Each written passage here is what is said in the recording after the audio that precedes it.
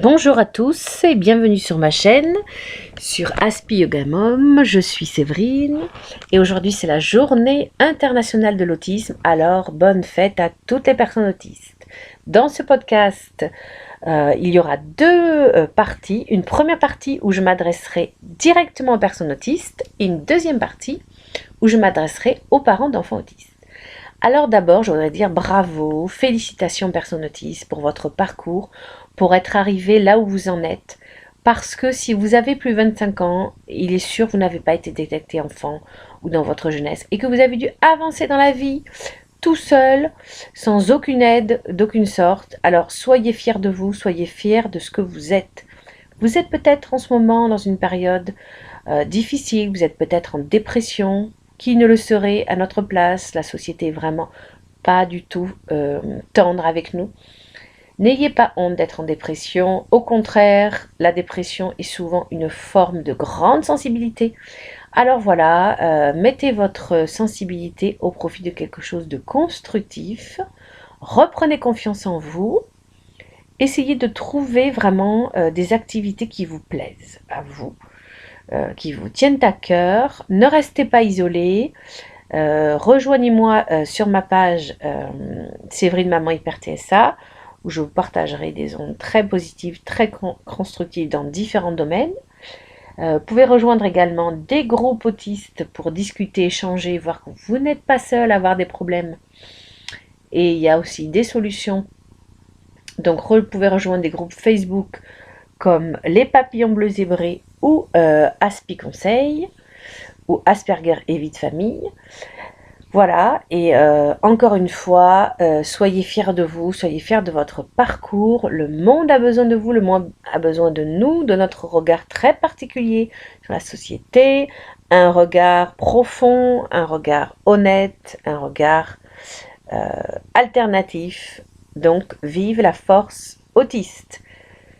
Ensuite, je voudrais m'adresser aux parents d'enfants autistes. Alors voilà, je voudrais m'adresser donc peut-être en premier aux parents à qui on a annoncé avec beaucoup de précautions que l'enfant était autiste. Alors l'autisme, ce n'est pas une catastrophe, c'est un handicap. Il y a des difficultés que je ne nie pas, mais il y a également beaucoup de force. Et ce qui est important quand on a un enfant autiste, c'est déjà de l'accepter. Si vous avez un enfant aveugle, vous n'allez pas essayer de lui faire voir de lui faire voir la lumière à tout prix parce que vous savez que l'enfant est aveugle.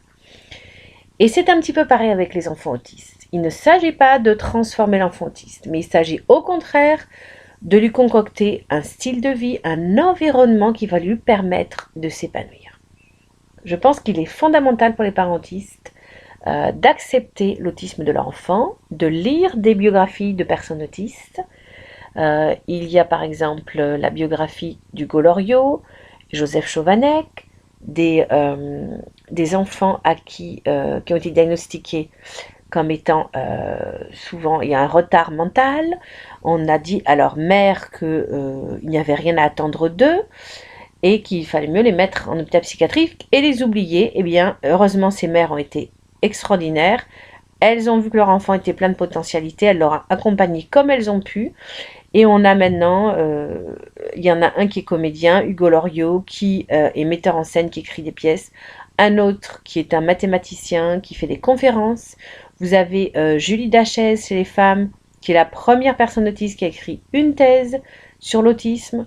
Vous avez Adeline Lacroix, qui est elle aussi chercheuse, une personne autiste, doctorante en psychologie.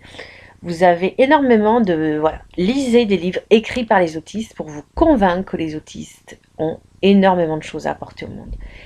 Après, quel genre de thérapie, d'aide thérapeutique, voilà, apporter à son enfant autiste?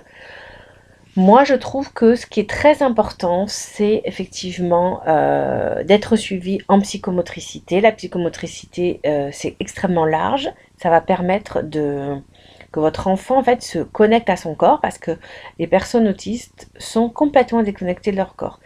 Et ça sera très très important, non seulement pour exprimer si l'enfant a mal à tel ou tel endroit, et apprendre à exprimer ses émotions, Il est très important aussi que l'enfant, justement, puisse faire un travail, évidemment, toujours avec bienveillance et sans trop, on va dire, d'exagération, par petites doses, un travail sur les émotions, parce que les personnes autistes ont beaucoup de mal à identifier et à exprimer leurs émotions, et c'est très compliqué d'avancer dans la vie quand on ressent énormément d'émotions, parce que c'est là le paradoxe des enfants autistes. Ils ressentent énormément d'émotions, mais ils ne savent pas les identifier, ils ne savent pas les exprimer, et la plupart du temps, leurs émotions ne se lisent pas sur leur visage.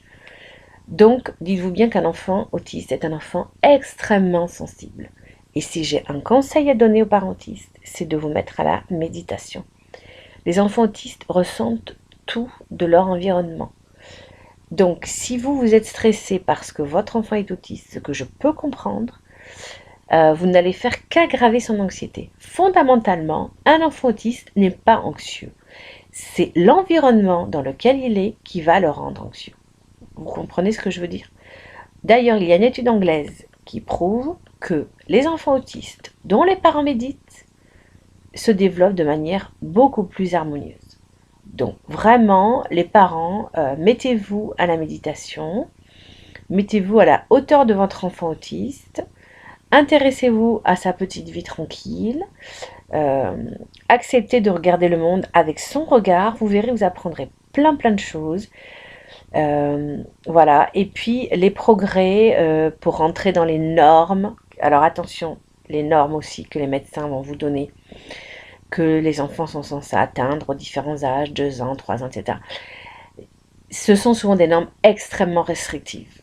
Donc quand on a un enfant autiste, il faut balayer ces normes, il faut se dire que les progrès, ça prend du temps, ça se compte en termes d'années. Mais ce qui est important, c'est voilà, l'enfant qui soit dans un climat de confiance, qui sent qu'il est aimé, qu'il est respecté dans sa différence. Moi, je sais que mon fils, j'ai donc travaillé avec lui donc l'aspect vie sociale, et ça a pris à peu près 3 ans pour qu'il commence à avoir une vie sociale. C'est un adolescent maintenant épanoui. Donc il faut être extrêmement patient. Le temps autiste, c'est un temps qui n'a ni début ni fin. Donc c'est un temps extrêmement long. Et une fois qu'on l'accepte, on vit les choses beaucoup plus sereinement. Voilà, mais j'espère que ce podcast vous aura donné beaucoup d'optimisme. Si vous avez un enfant autiste ou si vous êtes autiste vous-même, aujourd'hui c'est notre journée. Soyez fiers de vous, soyez fiers de vos enfants.